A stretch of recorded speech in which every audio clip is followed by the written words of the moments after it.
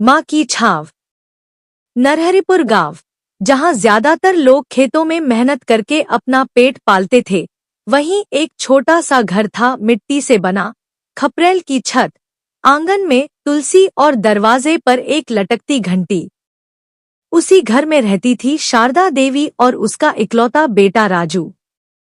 राजू की उम्र 18 साल की थी, लेकिन हाव भाव शहर के अमीर लड़कों जैसे। सोशल मीडिया का दीवाना, गले में चेन, बालों में जेल, मोबाइल पर फिल्मी डायलॉग और जुबान पर माँ के लिए चिट। माँ कहती, राजू बेटा खेत में थोड़ा हाथ बंटा ले, पसीना बहा ले, मेहनत की कीमत समझ में आएगी। राजू ठहाका लगाकर कहता, माँ खेतों में काम करना मेरी स्टाइल के खिलाफ है। मुझे बड़ा आदमी बनना है, गांव में नहीं, शहर में। शारदा देवी कभी गुस्सा नहीं करती, बस एक ही बात कहती, बेटा ऊंची इमारतों की नींव मिट्टी से बनती है और तू मिट्टी को ही नकार रहा है। राजू ने गांव के एक मौका पर सेजेंट की बातों में आकर अपनी माँ से कहा, मुझे शहर जाना है, मॉडल बनूंगा, फोटोशूट कराऊंगा और इंस्टाग्राम पर वायरल हो जाऊंगा।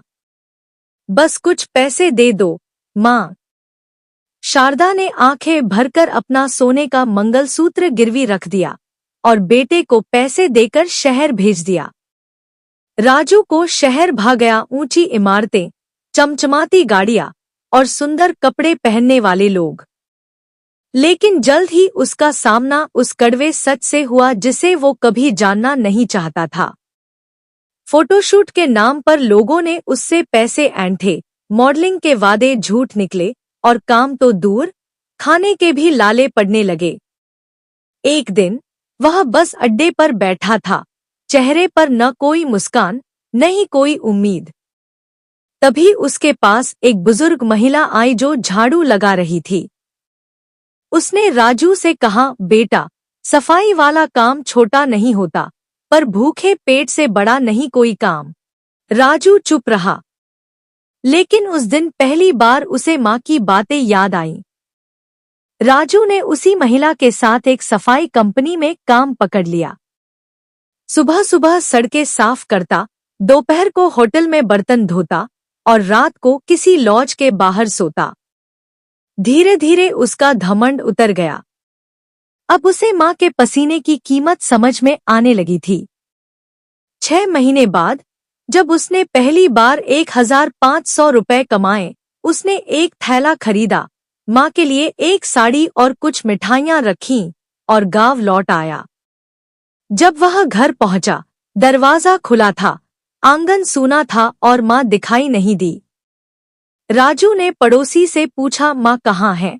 वो चुप रहा, फिर धीरे से बोला, तेरे जाने के बाद तेरा कोई पता नहीं चला। माँ रोज मंदिर में तेरा नाम ले लेकर रोती थी। 1 महीने पहले वो बीमार हुई और अब वो सामने वाले पीपल के पेड़ के नीचे राजू जैसे पत्थर बन गया। दौड़ कर गया, माँ की चिता के पास बैठकर फूट फूट कर रोया। वहीं एक पुराना बैग रखा था, माँ की वो चिट्ठियां जो उसने रोज राजू के नाम लिखी, लेकिन कभी भेज नहीं पाई। एक चिट्ठी में लिखा था, बेटा तू जब थक जाए, गिर जाए और दुनिया को अपना समझना छोड़ दे, तो इसी मिट्टी में लौट आना जहां तेरी माँ की गोद तुझे अब भी इंतजार करती है। राजू ने उसी दिन कसम खाई कि अब गांव नहीं छोड़ेगा। उसने खेत फिर से जोतने शुरू किए, पुराने बीज बोए और नए तरीके सीखे। गांव वालों को भी चौंका दिया।